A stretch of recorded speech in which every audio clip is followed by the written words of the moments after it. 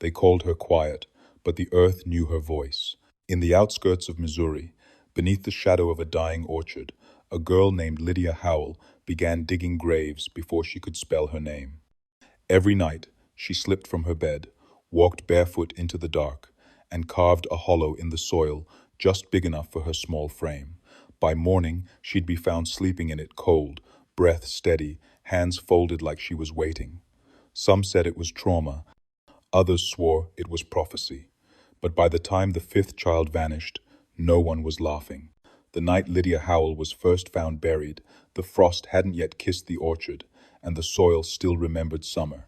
Her mother, Annabeth, thought the child had gone missing again, her usual wanderings in the fields before dawn. But when her name cracked the morning silence, it was the dog who found her, whining, pawing at the base of the oldest apple tree, where the roots curled like fingers around something small. It took nearly a minute before the spade struck cloth. And there she was, not dead, not afraid, just asleep, curled in her nightdress, eyes fluttering like she'd been dreaming of something soft. Her skin was cold, but her pulse whispered on. When they pulled her out, Lydia blinked once and said nothing. Dirt under her nails, lips parted, hair damp with dew. She must have fallen in, her father said, though the edges of the grave were clean, measured, too clean for accident. The hole was exactly her length. After a bath and a prayer, they put her back to bed. But by the following morning, she'd done it again, this time beneath the porch. The wooden planks above bowed slightly from the hollow carved in the dark. That's when the whispering started. Townsfolk spoke in hushes about old blood, cursed ground, inherited madness. The Howells had always kept to themselves. Good people, yes, but strange in the quiet ways that matter. Candles lit on Mondays, mirrors draped every March, lullabies with words that didn't sound English. When Lydia spoke, which wasn't often, she asked questions too old for her years, things about the past, about who lived in the house before, about why the orchard didn't bloom in the northwest corner. The pastor visited once. He told Annabeth that sometimes grief settles deep in the bones of a child, and sometimes the only way they know how to cry is through ritual, but he wouldn't come back. Not after seeing what Lydia had carved into the barn wall, a row of graves, each marked with initials, each smaller than the last. She came to them in early spring, when the trees were just beginning to bud, and the creek still held the bite of winter. Mercy Hollow, 9 years old, but delicate in a way that made her seem younger, bird-boned, skin like candle wax, hair the color of corn silk, left too long in the sun. Her shoes were too big, her words too few. She didn't flinch when the pastor touched her shoulder or when the schoolmistress asked her name. She simply looked up with eyes that reflected nothing and said, "Mercy." When she smiled, which was rare, it looked like she was remembering something that hadn't happened yet. The town doctor examined her and found nothing wrong. No fever, no bruises, no broken speech. Just a child quiet beyond her years, polite, obedient, and not quite present. It was the fifth night when they discovered her outside, hands raw and bloody from clawing through the soil. She had dug a shallow grave beneath the dogwood tree, and when her mother called for her, Mercy didn't answer. She was already inside it, curled on her side like an unborn thing, eyes shut, breathing slow. They lifted her out, and she said nothing, just shivered once and touched the inside of her wrist, where a faint scar curved like a crescent moon. When asked why the dirt, why the hole, why the stillness, she answered with 3 words, "I always do." Her mother wept. Her father did not speak. They tried to watch her at night after that, blocking the door, moving her bed closer to theirs, even sewing bells to her nightgown, but the bells never rang. Every morning she was found again in the yard beneath the swing, behind the smokehouse, under the old well, each grave as precise as the last. Not sloppy pits, but perfect child-length trenches, as if mapped and measured in dreams. One morning she was found with something clasped in her hand, a tooth, not hers, not human, and once her fingernails were blackened, not with dirt, but with soot, though no fire had touched the land in over 2 years. The local reverend came to speak with her. He sat by her bedside and asked about angels, about dreams, about the voice of God.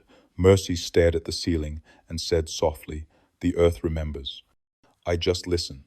That night, he left without finishing his tea, pale as bone, and whispering a psalm under his breath. Mercy never explained further. She only asked for one thing before bed, a small spade, placed by the window. They never gave it to her. She found one anyway. They tried to bury the spade. Her mother took it in secret one morning, wrapped it in burlap, and walked it down to the edge of the river, where she flung it far into the current. The water swallowed it whole. Mercy watched from the porch, legs dangling, head tilted like a question mark. She said nothing. That night, they locked every tool in the shed. Hammer, trowel, pruning knife, all hidden, just in case. Still, by morning, another grave had been dug, and Mercy lay in it, her dress still clean, her eyes fluttering open only when touched by sunlight. Her nails were clean that time. No soil. No damage. The hole was deeper than before, too deep for small hands. Her father stood over the grave, whispering her name like a curse. He didn't lift her. He made her climb out. She did, silent, and went inside to eat porridge like nothing had happened. The town gossiped, of course. They always did. They whispered about curses, about spirits who led children into the earth, about bloodlines that should have ended generations ago. But no one dared say it to her mother's face. She had lost 2 children before Mercy. No one mentioned them now. By the 7th grave, the town priest returned. Not the first one he had taken ill suddenly and left, but the second, a quiet man from Baton Rouge with sharp eyes and a slow voice. He asked Mercy to draw what she saw in her sleep. She did not hesitate. What she gave him was not a picture, but a map, an ink sketch on a napkin. It showed their property in miniature, but the trees were wrong. Bent, twisted, some missing. The swing was gone. In its place, a small cross. Behind the smokehouse, another, and beneath the old well, a cluster of 5, tightly packed. "Where did you see this?" the priest asked. Mercy answered, "Where they rest." That evening, he brought lanterns and 2 men. They dug near the well. The first shovel struck wood. What they pulled out was not a coffin, but a crate, old, waterlogged, sealed with nails. Inside, nothing but hair, bundles of it, braided, dyed, some still pinned with ribbon. No one spoke for a long time. The priest told them to burn it. They did. The flames burned green. That night, Mercy didn't sleep in her bed. She wasn't in the yard either. They found her at dawn in the cemetery beyond the church, lying in a grave already dug for a man not yet dead. When asked why, she whispered, "It's safer when I'm in their place." The air smelled like rain, though the sky was clear. And her mother began to cry without knowing why. Even when locked inside her room, Mercy's hands were dirty by dawn, not the smudges of a child who played in a garden or scraped her palms on a tree. This was something deeper, the kind of dirt that clings beneath fingernails like it grew there, the kind that leaves the scent of wet earth on your breath. Her mother began checking the blankets each morning, finding clumps of silt under the sheets and streaks of black along the wood floor. One morning, her pillow left a perfect ring of brown where her cheek had been. They had bolted the windows shut, hammered nails into the frame, laid traps under the porch in case she was sneaking out. But the ground kept welcoming her back. At first, her father believed she was digging with her hands, desperate, wild. But her nails weren't broken. They were packed, pressed smooth like clay under pressure. And her skin, pale as porcelain, always cold, but never torn. That night, he slept by her door with a rifle across his lap. Mercy whimpered in her sleep, the kind of sound a fox makes when it knows the trap is closing. He kept watch until the candle burned out. When he opened the door at dawn, her bed was empty and the sheets were clean. He followed the wind, already knowing where she'd be. Past the barn, beyond the wheat rows. There she lay, 5 feet under again. Arms folded, lips parted, face peaceful. Her breath puffed the dirt ever so slightly, but the shovel marks weren't there. No footprints, no trail. Only her and the impossible knowledge that she had not walked, she had not dug, she had simply arrived. They started washing her hands with lye, scrubbing her fingertips raw. But each morning, the earth came back under her nails, like it belonged. Her breath smelled like moss and mulch. One Sunday, her mother kissed her on the forehead, and gagged the taste of dirt lingered on her lips. And then came the dreams. Mercy began murmuring things as she slept. Names, places, descriptions of graves that no longer existed. She spoke in tongues no one had taught her, a dead woman's lullaby. Her brother claimed she whispered their grandmother's name, long buried, long forgotten. That was when they stopped touching her. No hugs, no lullabies, no prayers. Only locks and whispers, and a growing fear that the Mercy they knew had been taken underground one night, and something else had come back in her place. They started noticing the stones after the sixth grave, always small, always in pairs, one on each side of where Mercy lay, like guards keeping watch. At first, her mother thought they were just pebbles she clutched in sleep, but the patterns kept changing. Circles, lines, interlocking crosses. One morning, the stones formed a spiral. Another day, a triangle inside a square. The symbols never repeated, but they always pointed outward, as if marking something beyond the soil. The pastor came to look, said it was witchcraft, said they should burn the rocks and salt the field. But the stones wouldn't break, and they wouldn't burn. When her father tried to toss one into the river, it never hit the water, just vanished mid-air like it had never been real at all. That's when they stopped trying to move them. One of the symbols finally made sense. It wasn't from a book. It wasn't from any preacher's scroll. It was carved into an old gravestone at the edge of their property, covered in ivy, split down the middle, a grave no one had visited in decades. Her grandfather's, the same man who vanished for a week in winter, came back shaking and never spoke again until he died. His name was Elias Hollow. And when her father scraped the moss away from the stone, he found something strange beneath it. Another stone, buried shallow in the dirt, marked with the exact same shape Mercy had placed by her head the night before. The lines were identical, as if drawn by the same hand. Her father didn't sleep that night. That week, the stones multiplied. Now 4, now 6. Some were arranged in circles too wide for a child's arms to reach. They pulsed cold when touched, like the memory of rain. One stone had writing on it, not etched but raised, like bone growing through skin. It read, "Remember." Her mother locked the door tighter that night, but when morning came, the door was open, the locks untouched, and Mercy was outside again, curled in the soil, with a stone tucked into her palm. It was warm.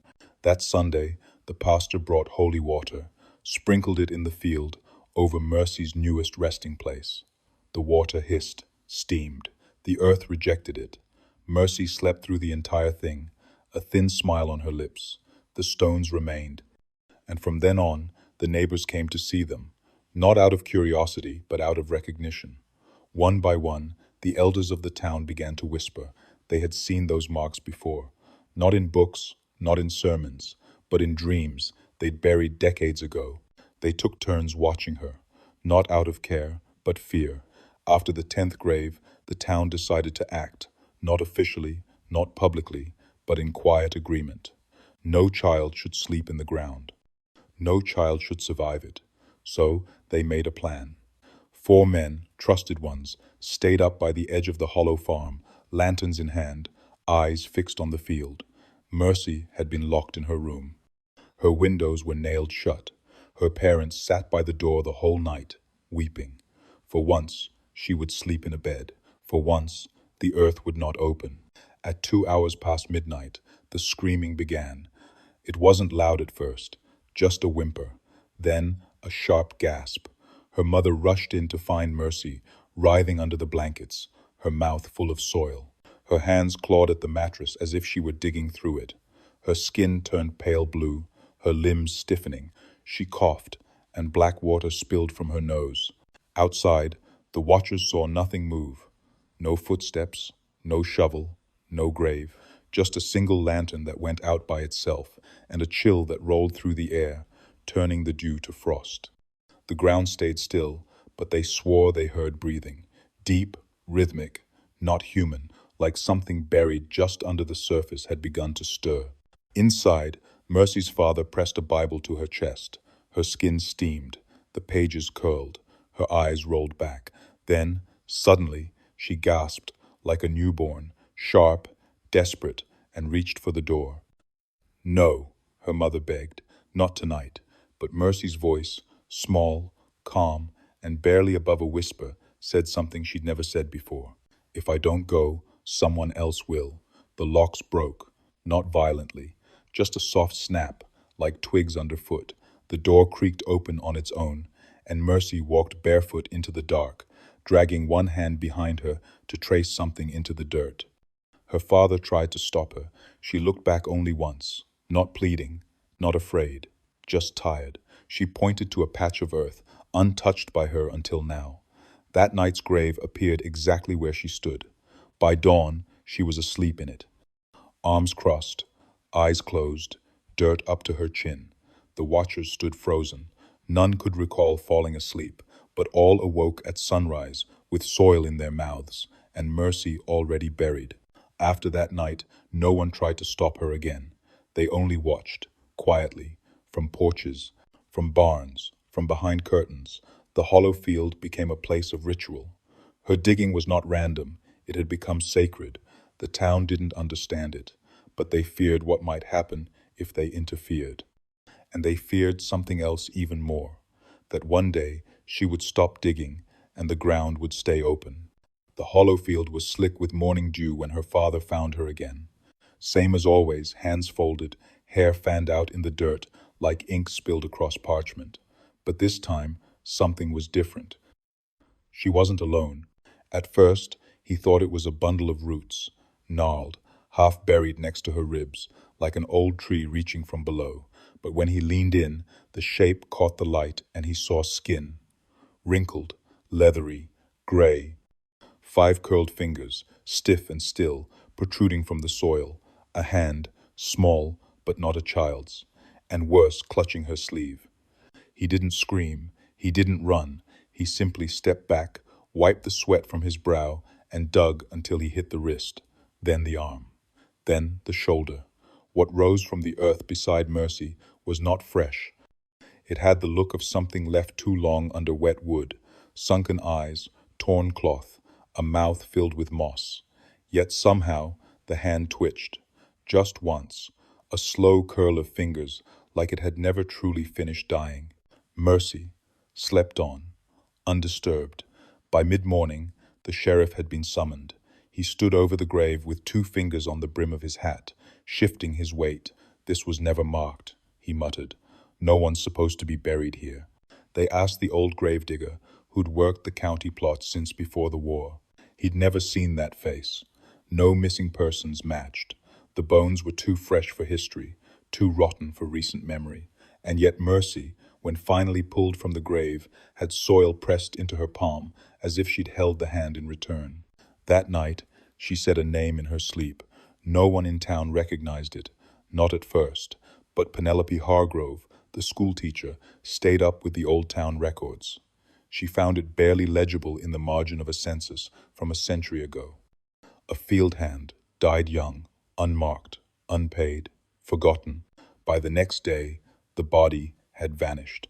No signs of tampering, no fresh soil, just a hole where the earth had collapsed inward, like something had pulled itself down. Mercy didn't speak of it, but her mother noticed she began humming an old tune, low, rhythmic, and unfamiliar. The melody made the dogs cry. No one slept that night, and though the sheriff insisted on stationing men at the edge of the field again, none made it till dawn. They found them slumped over, shivering, with fingernails caked in dirt. One had tried to dig bare hands, broken at the knuckle. Mercy didn't wake until noon, and when she did, she asked one question, as if it were a memory. Did he get to rest this time? They saw him first on a Tuesday, before the sun had burned the fog from the trees. A figure standing at the far edge of the hollow property, where the soil dipped near the cotton rows and the fence had long since rotted away. Cloaked, still, and almost too tall, not watching, exactly, waiting. Mercy didn't speak that day. She only stood by the window and placed her palm flat against the glass. She watched him, and he, though too far to see clearly, seemed to nod. That night, the digging returned, but the grave wasn't where it usually was. It had shifted beyond the boundary of their land, further out, where the old cemetery once stood before the creek swallowed it in the flood of '46. Her father followed the trail of turned earth and stopped short when he saw what had been left behind. A grave, open, fresh, dug by someone with a steady hand, no child's effort this time, no stones, no symbols. Just a single plank driven into the head of the grave, carved with clean, deliberate strokes. One word, burned into the wood. Mercy. The family didn't sleep that night. They boarded the windows, locked the doors. Her mother clutched the Bible till her fingers went white. But Mercy stood at the foot of her bed until midnight, then walked to the door like she'd heard a bell only she could hear. Her father stopped her. His voice trembled as he asked why. Why this? Why every night? She looked at him with those pale, storm cloud eyes and whispered, "He's showing me where they are." He? She only turned toward the fields. By morning, the grave was closed. The dirt had been smoothed flat, as if pressed by careful hands. Her name was still etched on the wooden stake, but beneath it, something had been added. Until the 13th. No one knew what it meant. Not yet. That day, the town gathered at the chapel, arguing about what to do. Some wanted to send her away. Others believed she was a prophet. A girl caught between mercy and curse. Only the gravedigger kept silent until he finally spoke. "I've seen him before," he said, voice low. "That man, he came in my father's time, with the same coat, same shovel, no face under the brim. He dug for a week and left behind a church full of empty graves." When asked what happened after that, the old man just shook his head. Every child born that year never cried. And Mercy, back home, sat at the table and began to draw, not with a pencil, but with a shard of charcoal. A map. The fields, the graves, and in one corner, a tiny figure, taller than the trees, holding a spade. They thought it was sleep talking at first. "Just nonsense," murmured in the dark. But then Mercy began saying names, full names, dates, towns no one had spoken of in decades.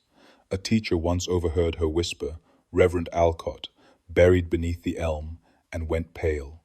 That name hadn't been uttered in Missouri since the cholera winter of 1828, and Mercy was only 9.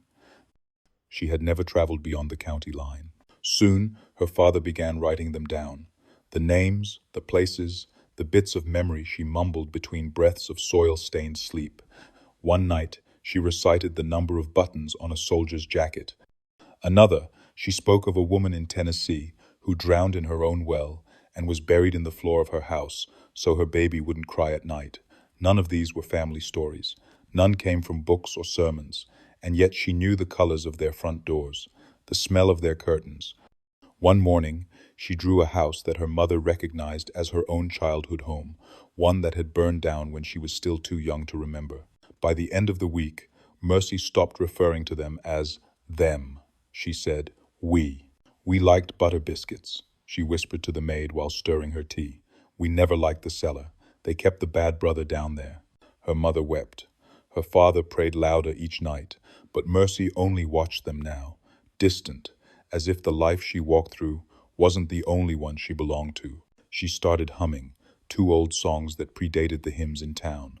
One melody in particular made the pastor drop his cup mid-visit. "That's slave burial music," he whispered, trembling. "My grandfather's father heard it once, outside a wake," said the woman, singing it vanished after dark. But Mercy didn't know the words. She said they weren't sung in English, only remembered. The last straw came when she spoke to the sheriff in the voice of his dead sister. Word for word, she recited the last conversation he had with her before she drowned. "Don't take the boat out," she said, her small mouth curling in grief not her own. "The wood's not patched. It'll sink." That had been 30 years ago. No one else had been there. From that night forward, they stopped locking her in. No one wanted to be in the room when she started speaking for the dead. And still, she dug. Each grave a memory she hadn't lived, each name one she should not have known. And each time she woke, there were tears on her face. Not Mercy's, not anymore, but someone older, someone deeper, someone that Missouri had long tried to forget. They thought it would be like every other morning. Mist curling over the fields, roosters crying hollow against the rising dark. The family rose early now, always earlier than Mercy. Her mother would watch from the kitchen window, waiting for the pale smudge of her dress to appear near the orchard or the well, wherever the grave had moved during the night. But that morning, the field was undisturbed. No mound, no stones, no child clawing her way through the earth. Just dew, just silence. Her father searched the rows with a shovel, knocking on the soil like a man begging a door to open. When they found her, she was still in the earth, but she hadn't climbed out. Her dress was soaked through, her lips had gone blue. Dirt caked her nose and chin like she'd gasped one breath too late. She didn't shiver. She didn't stir. Her fingers, always twitching with sleep digging, were still. When the doctor arrived, he shook his head before even kneeling beside her. No breath, no pulse, and far too cold. They laid her out on the dining table, covered her small frame with linen, and whispered every psalm they could remember. Her mother wept beside the stillness. Her father sat with a shotgun across his lap, not to protect her, but to protect them. By noon, the town had gathered. Someone rang the bell at the chapel 13 times, and the pastor refused to come. "She's already been buried," he said. "She doesn't need another sermon." A pine box was built by supper, small and crooked. The grave digger would not return their calls. They placed her inside and nailed the lid. No funeral, no flowers, just the rattle of dust on the wood as the box was slid into the soil beside the barn. Then the sun began to set. No one expected the thump. Not that soon, not that strong, her mother screamed. Her father dropped the shovel.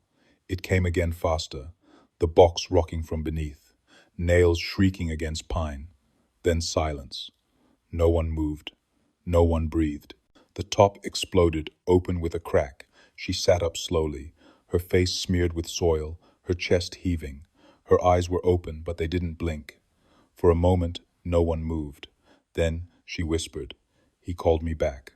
Her father fainted. Her mother ran. The town did not ask where she'd been taken after that. But that night, a new grave appeared. The grass was ripped, the earth was fresh, and beside it, one small handprint pressed into the dust. Not hers, someone else's. The next morning, she was back in her bed, dirt under her nails, and the house too quiet. It was Mercy's uncle who noticed it first. A carpenter by trade, he'd come to shore up the barn after the last rain softened the foundation. From the rafters, he could see the whole field pale grass, patches of churned earth, and the strange scatter of stone markers. Some were smooth, others jagged. All looked ordinary on their own, but from above they formed something else. A curve here, a sharp edge there, not random, not accidental, a shape was being made.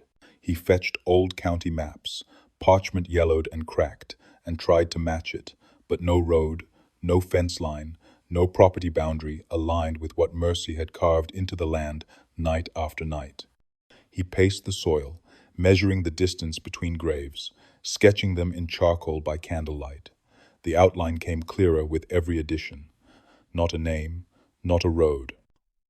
A symbol, it looked older than any township seal or church insignia, curved like a spiral, but with jagged teeth, a closed eye, a noose turning inward.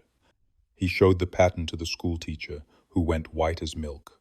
She fetched a leather-bound book from the bottom of her drawer, one that had been brought from the East before the war.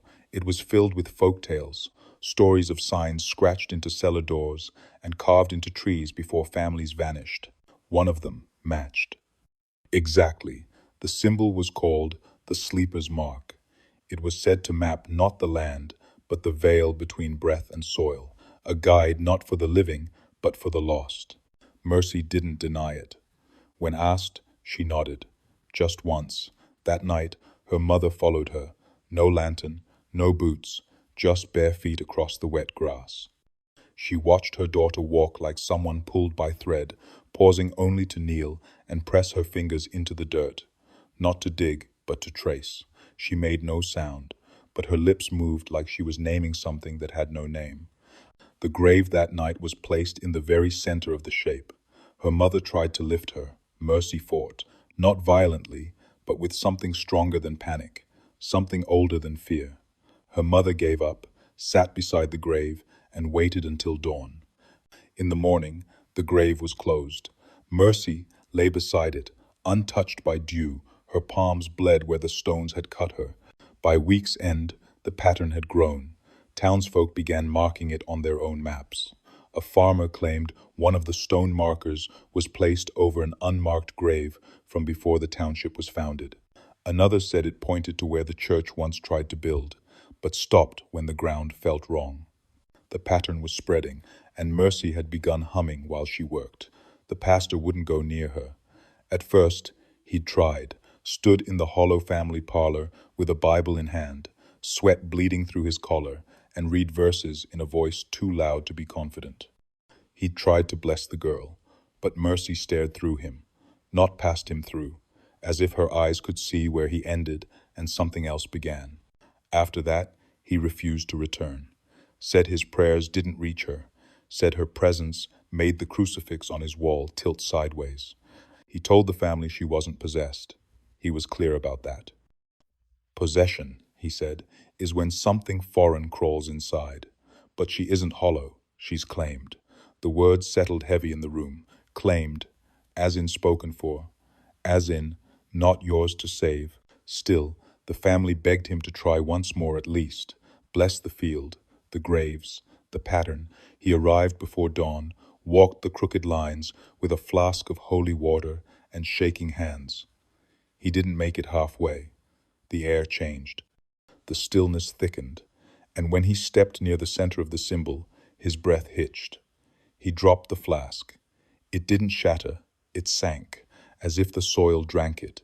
Later, he said it felt like the ground had memory, that it knew the shape of things buried and hated being interrupted. That Sunday, he stood in front of the congregation and told them not to pray for her. She's not in danger, he said. We are. Then he folded his robe and left the church before the last hymn. Mercy kept digging. At night, her whispering changed. She no longer counted backward. She recited something, not scripture, not song. A string of syllables in a tongue no one recognized, not Latin, not French, not anything they could name. The school teacher recorded it phonetically, sent it to a professor in St. Louis. The professor replied with only one line, "Burn the pages." By then, the town had begun keeping their children indoors after sundown. Some said they heard Mercy's voice in their sleep. One man claimed his youngest son had dirt in his mouth when he woke despite being locked inside. And still, the pastor would not return. He moved out of town 3 weeks later, left behind his Bible, his vestments, even his sermon notes, all except one slip of paper pinned to the church door. It read, "A soul that returns to dirt before its time, walks with breath borrowed from the dead." By the following full moon, Mercy had carved her pattern fully into the land, and the graves no longer waited for her, they called. The drawing appeared on the parlor wall. No one saw her do it. There were no pencils in reach, no ash nearby, no marks the night before. But by morning, it was there. A cluster of faces, smudged and careful, drawn in gray like soot blown through a keyhole. Mercy stood beneath it, head tilted, eyes open but distant.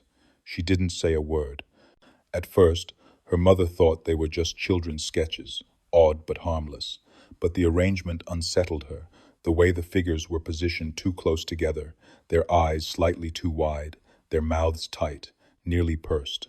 No one in the family recognized them. No neighbors, no cousins, no one from school, but an old woman did.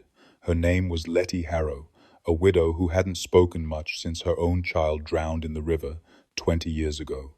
She came with preserves to drop off, saw the sketches through the open window, and dropped the jars. Her scream shook the porch rail loose. She stared at the drawing with both hands clutching her chest and whispered, "I buried those faces in 1811. The room fell silent. No one dared laugh. She pointed to one figure in particular, a tall man with a crooked cravat and a missing button. "That's Caleb Vance," she said, voice breaking. "I saw him shot in the back and laid in a casket.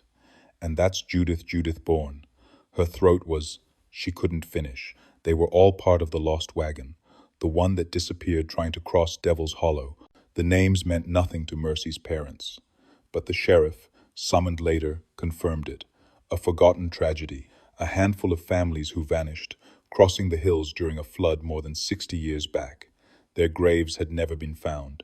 Mercy stood motionless through it all. That night, her father painted over the drawings. He used 3 coats, let it dry. Woke the next morning to find them redrawn, clearer, darker, and now there were more. He burned the wallpaper, but the faces returned this time, carved into the wood beneath. No tools in her room, no ink on her hands, just the drawings. And Mercy's breath, slow and steady, like wind under earth. The sheriff returned with Old Town records, names, sketches, descriptions. The match was perfect, down to the birthmark on one cheek, the chipped tooth on another. The people in the drawings had died, yes, but not here, not in Missouri. They died far east, in Old Carolina territory, long before Mercy Hollow was even born. The question became no longer how she knew, but why she remembered. And why, one by one, the faces she drew were being scratched out. Not by her, by something else. They thought she was humming at first, just another odd nighttime behavior in a long list of oddities. But when they leaned closer to Mercy's door, what spilled through wasn't a song. It was counting, soft, deliberate, and in reverse. 19, 18, 17. It went on like that, breathy and slow, each number drawn out as if it weighed something. Her father listened, with his hand pressed flat to the doorframe. She didn't sound frightened. She sounded resigned. By the time she reached one, her voice fell to a whisper, and then silence. The next night, she did it again, starting higher. 23, 22. The numbers changed each time, and always backwards, always just before dawn. It disturbed her parents enough that they consulted the schoolmaster, who brought in a historian from a nearby county, an old man named Bernard Holloway, who didn't flinch when they mentioned Mercy's name. In fact, he paled slightly. He had heard of backward counting in graveyards, specifically in unmarked cemeteries near battlefields, where folk tales claimed the dead would count their own forgotten, those whose graves were never given names. He showed them a ledger of plots near Devil's Hollow, long since overgrown. Numbers were carved into stones, just numbers. Some had been chiseled in reverse. He had never understood why, until he saw the pattern. Mercy was whispering. He matched the numbers to those missing plots. Each count lined up. Each night's whisper was another grave, and one by one, Mercy began to mutter names again. Only now, they came after the numbers. Names of men with no records, women with no lineage. A child called Everett who was buried with buttons for eyes. She said it like a lullaby. The historian didn't sleep that night. The sheriff agreed to check one of the grave sites, the one marked 12.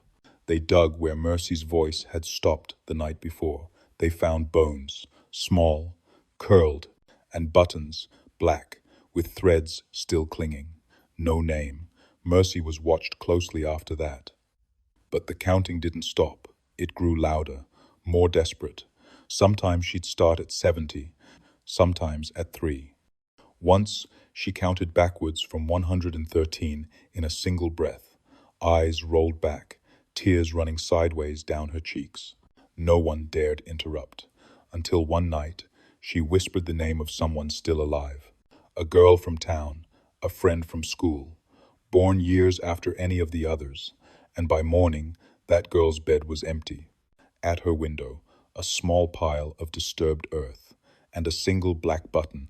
They wanted to prove it was sleepwalking, that all of it, Mercy's digging, her counting, the things she whispered could be explained by some disorder of the mind. So they brought in a doctor from Jefferson City, a man with spectacles too big for his face and confidence too loud for the quiet town. He brought wires, paper, and a machine that scribbled lines in black ink with every breath she took. They set her up in a cot inside a locked room with a concrete floor and no way to reach soil. The doctor placed the machine beside her bed, murmured something about science and rational minds, and told them to get some rest. The scratching started before midnight, not on the machine beneath the bed. The doctor, now pale, crouched to look, expecting a rat or some structural shift. But what he found was impossible. The floor had cracked, a split running straight beneath the mattress. Through it, dirt had risen not in a pile, but in a pattern, spiral, measured, intentional, like fingers had reached up from underneath. Mercy's breath remained steady. The machine showed no distress, but her fingers curled around invisible tools, her body gently rocking side to side as if mimicking the motion of digging. Then the bed began to tilt, slow at first, then sudden. One side of the cot dropped 2 inches as the crack beneath widened. The mattress buckled. Soil spilled out like a lung exhaling dust. By the time the doctor reached for the door, the entire bed was slanting into the ground, and Mercy, eyes closed, was sliding with it. He screamed. They got her out in time. Her nightgown was streaked with mud, and her fingers were raw. She didn't wake until dawn. When she opened her mouth, the first word she spoke wasn't a word at all. It was a date. May 12th, 1821. The doctor wrote it down. Later that day, the historian matched it to a mining collapse on the outskirts of town, 18 men buried alive. Never recovered. Mercy had drawn a map of it the week before. Every night after, she was locked in a different room.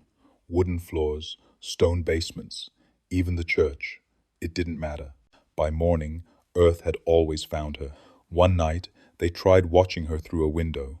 She didn't move, but the soil beneath the foundation swelled and cracked, blooming upward like something breathing. They never tried again. It wasn't sleepwalking. Mercy didn't dig because she was lost. She dug because something remembered her. The grave behind the church had always been a quiet place. Overgrown, forgotten, the grass was taller there, and the names on the stones faded into lichened whispers. No one visited the rear lot anymore, not since the new cemetery opened on the East Ridge. But one Sunday morning, the pastor's dog refused to pass the old gate. It stood stiff, hackled, eyes fixed on the crooked stone with no name. Beneath it, the ground was sinking. It wasn't the first time someone noticed. For weeks now, Mercy's pattern of graves had been curving west, closer and closer to the back of the church, her nightly resting places growing darker, deeper, more disturbed. But that morning, the hollow behind the church was different. The soil had collapsed inward, not like a dug grave, but like a mouth opening. A hole, black, wet, wide. When the sheriff arrived, he tossed a pebble in. They never heard it hit the bottom. By mid-afternoon, a rope was lowered. A farmhand volunteered to descend. He didn't believe in curses or ghost children, just sinkholes and maybe rot, he joked, as they strapped the lantern to his belt. He stopped joking 12 feet down. He stopped speaking entirely at 20. Then the rope went slack. They called for him. Nothing. They pulled the rope back up. No body, no lantern, no weight. It came back light as string. They sent 2 more, tied together. They didn't speak on the way down, but one of them whispered something halfway through the descent. He said it felt warm, underground, in a grave. It felt warm. They returned, shaken and pale. One of them was bleeding from the ears. The other had soil packed into his teeth. They never said what they saw. That night, Mercy was found lying on the chapel floor, her hair soaked with dew, her palms pressed against the stone like she'd been praying through it. Her dress smelled like candle wax and moss. When she woke, she told them, "It's not a hole." She said, "It's a hallway. It's..." Then she asked if they'd seen the man with the lantern, but no one had. That week, 3 more graves on the map she'd been unintentionally carving night after night, aligned with the old church grounds. When overlaid with the original plot records from the first settlers, it became clear. Something had been buried long before the church was built, something not listed in any registry, and when the historian traced the names of the founding families, they found a single word carved into a root near the tunnel's edge. Return. Mercy stopped sleeping for 2 nights after that.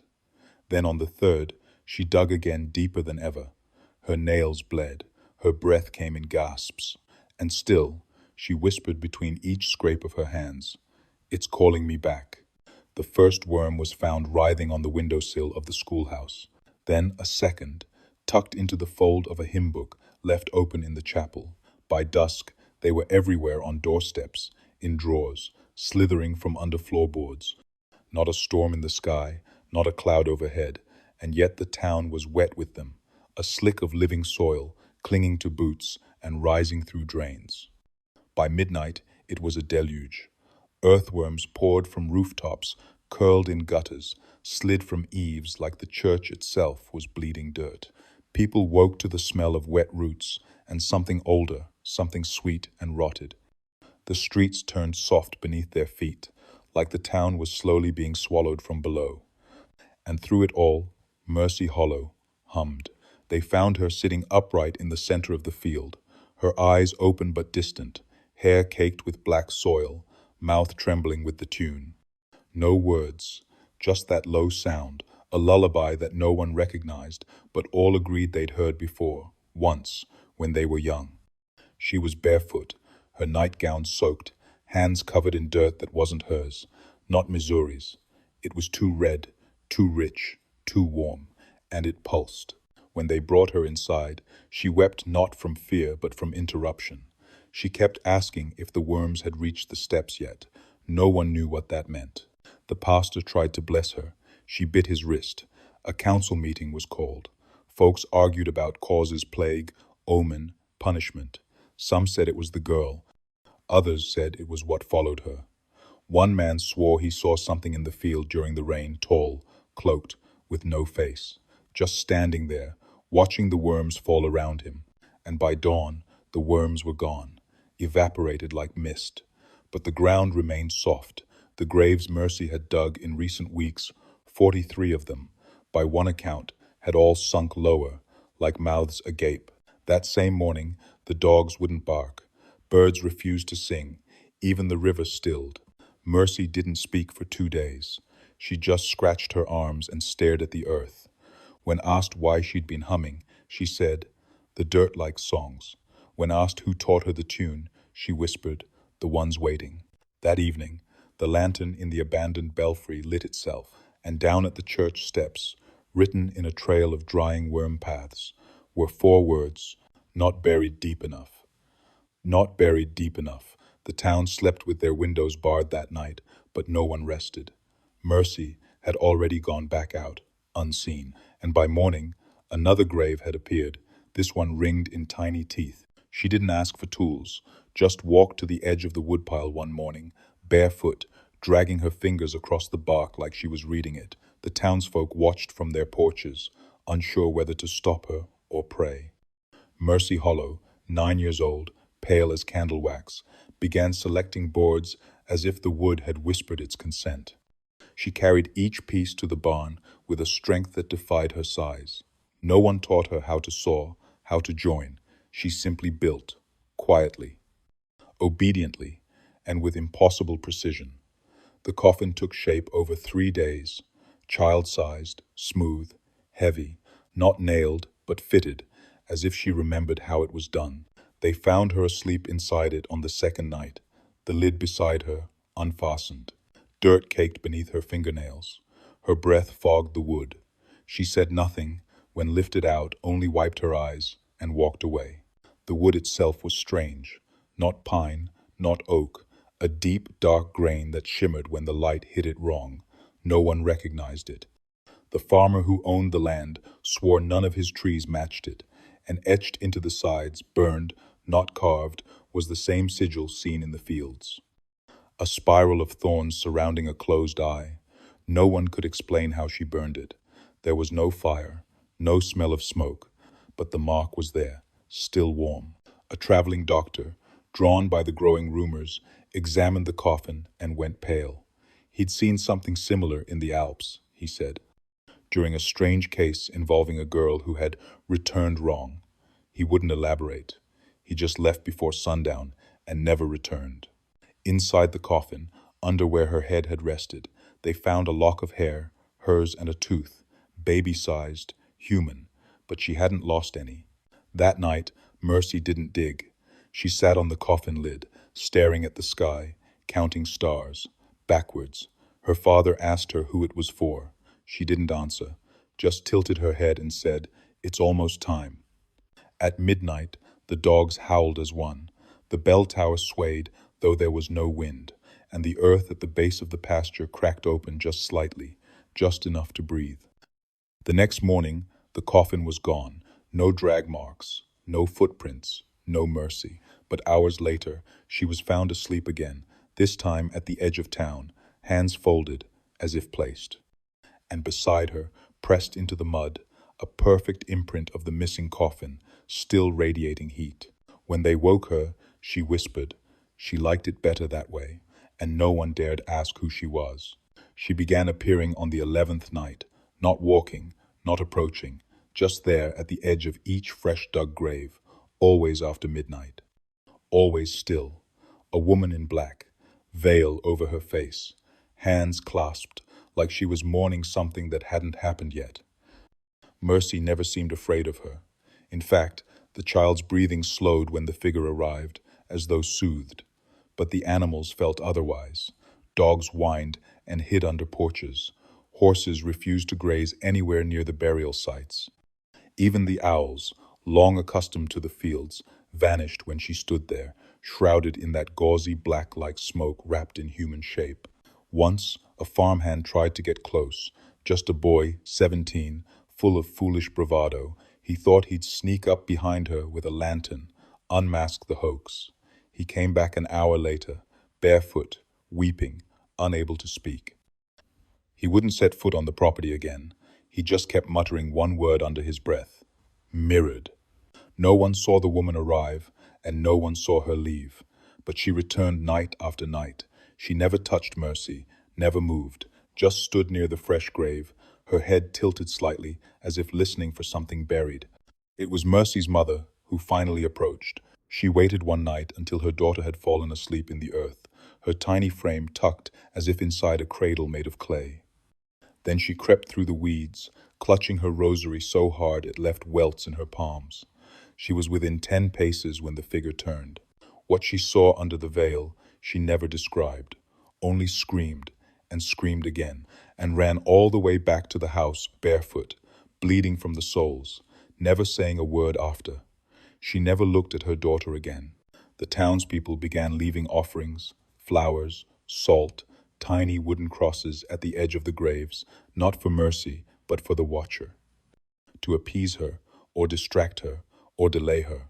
No one knew what she wanted, only that when she was absent, the dirt sank deeper, the wind went still, and Mercy cried in her sleep. A photographer from St. Louis came one afternoon. He heard the stories, brought his equipment, set up a camera, aimed at where she stood nightly. He left it there for 5 nights, developing the film in town each morning. On the 5th day, he packed up and left before breakfast, didn't even ask for payment. The town sheriff found the final photograph still in his room, undeveloped. It showed the woman in black, but instead of Mercy asleep in the grave, the photo captured a different girl entirely, older, taller, and smiling. She looked just like Mercy, only not hollow, not pale, just waiting. They tried moving her. After nearly 3 weeks of nightly digging, Mercy's parents had had enough. A cousin in Benton offered to take her for a season. Fresh air, different soil. Maybe it would stop whatever this was. They packed quietly, watching her as she slept. She didn't resist, didn't speak, just watched the land grow smaller through the wagon slats. Her shovel they left behind. The very next morning, the family awoke to the sound of splintering wood. Not outside, beneath.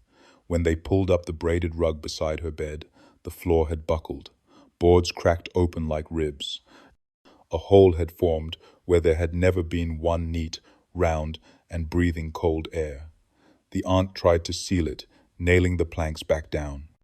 But every night, the boards warped, not all at once, just enough to let something through, not dirt, not worms, something darker, something watching. On the fourth night, the aunt reached under Mercy's bed to retrieve a dropped ribbon. She never touched the floor.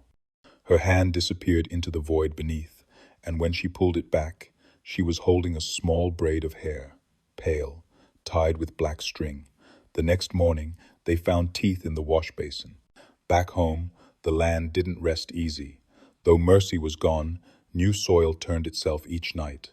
The dog barked at shadows near the barn. Her father swore he saw a small form crouched near the old well, digging with bare hands. When he got close, it was only loose earth, but the outline of a child's body was clear in the grass. By the seventh night away, Mercy no longer spoke. She didn't eat. Her hands stayed folded on her lap like a doll's. Only her eyes moved, watching corners, counting something invisible. Her cousin caught her one morning, pressing ashes into the wallpaper in looping shapes. When he scrubbed them off, he found markings underneath, carved into the wood, the same sigil from the graves. Her mother couldn't sleep. The aunt wept, and Mercy just sat, waiting, until finally they gave in. The day she returned, the wind picked up. Birds came back to the trees. The field was undisturbed for the first time in a month. That night, she walked outside barefoot, no tools, no lantern, and laid herself gently into the earth. Her breath didn't shiver. Her eyes didn't flutter. She slept like someone who'd come home. The next morning, her bed was gone. Not the mattress, the bed, frame, headboard, everything. In its place, only dust, and the faint imprint of something long and narrow, like a coffin sized for a child. They didn't know who carved it. The gravediggers swore it hadn't been there before. But one morning, in the northeast corner of the cemetery, a new stone stood upright in the dew-covered grass, weathered gray, clean edges, and on its face, in shallow but deliberate carving, Mercy Hollow, no birth date, only 3 words beneath the name, when the bell tolls 13. The church only had 12 chimes, always had. Her father stared at it for over an hour. He brought the pastor, who paled and muttered something about salt. He brought the sheriff, who said the stone wasn't in the registry, and ordered it taken down.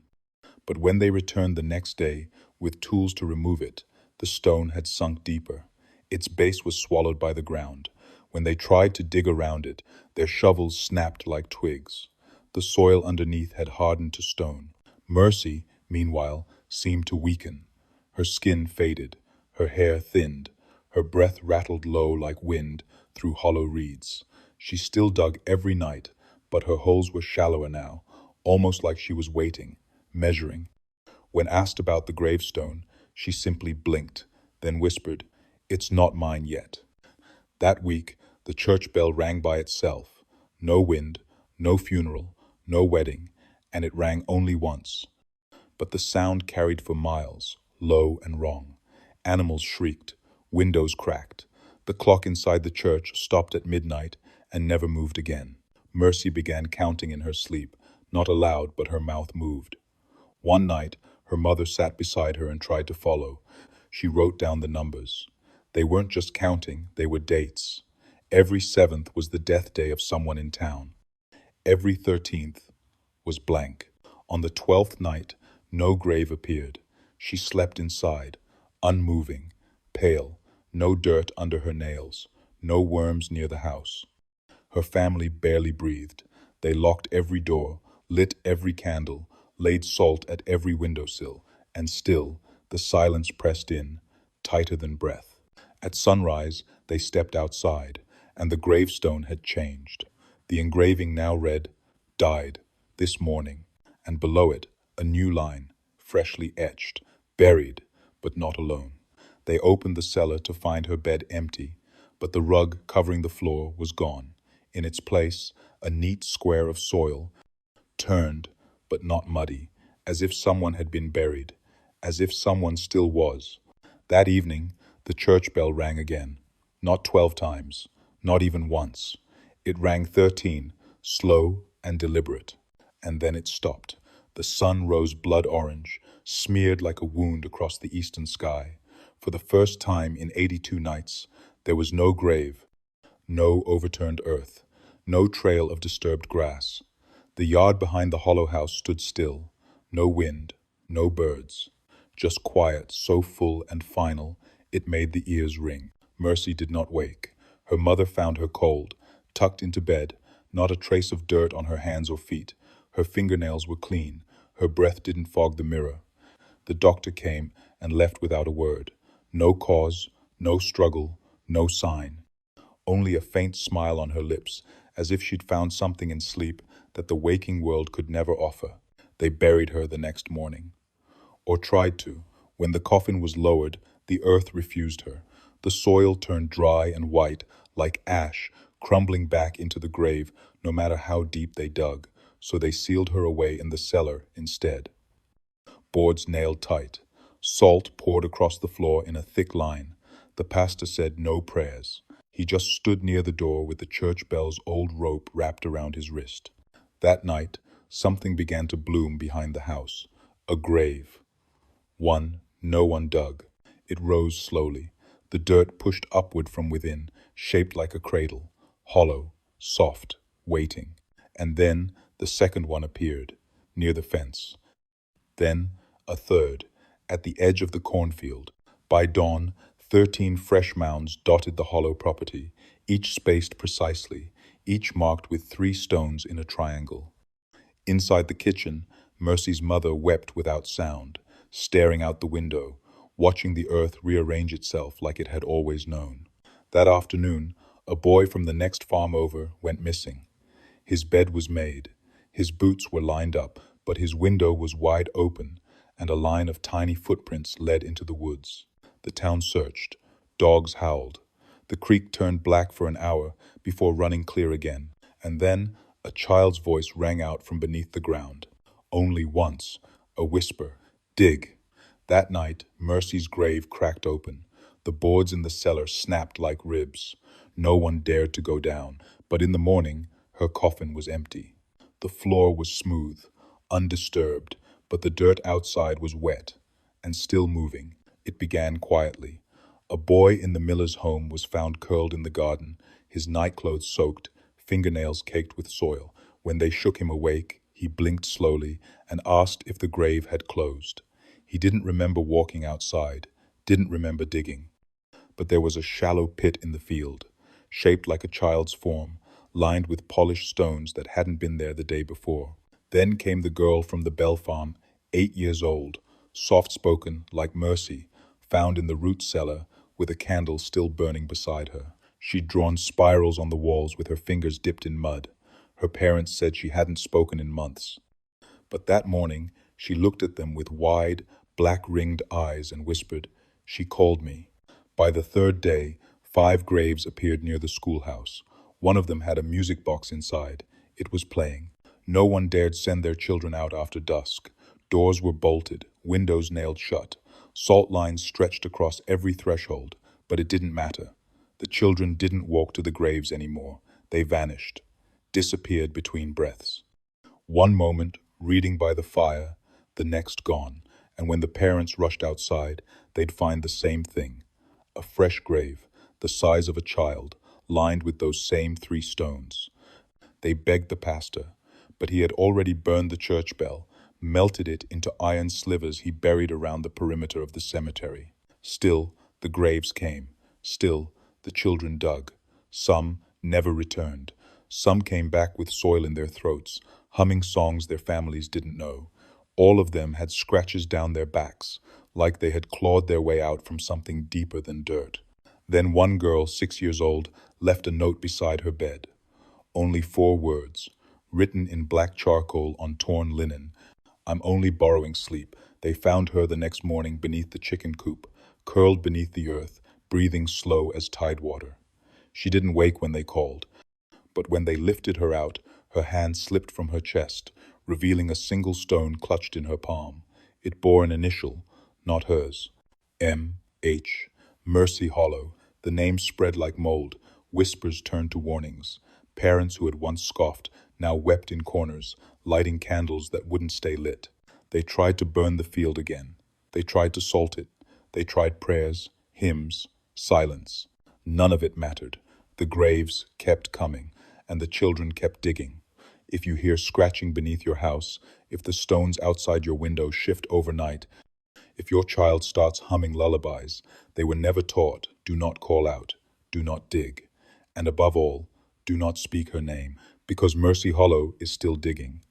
And now, she's not alone. If this story chilled you, like and subscribe to The Black Chapter for more tales that never stay buried.